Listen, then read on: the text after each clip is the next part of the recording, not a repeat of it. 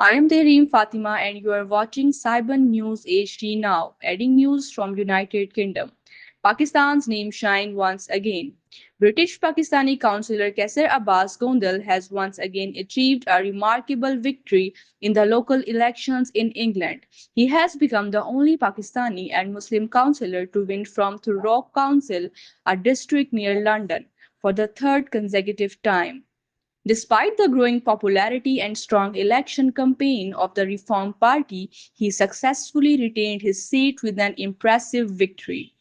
Speaking on the occasion, he said, I am extremely grateful to the people of my constituency for their trust and confidence. I will continue serving my residents with full dedication. Kaisarabas Gondal is highly popular among Pakistani and other communities due to his political and social contributions. He has secured significant improvement work in his constituency and launched several public welfare initiatives. In recognition of these political and social services, he has received dozens of awards. For updates, connect with Cyber News HD.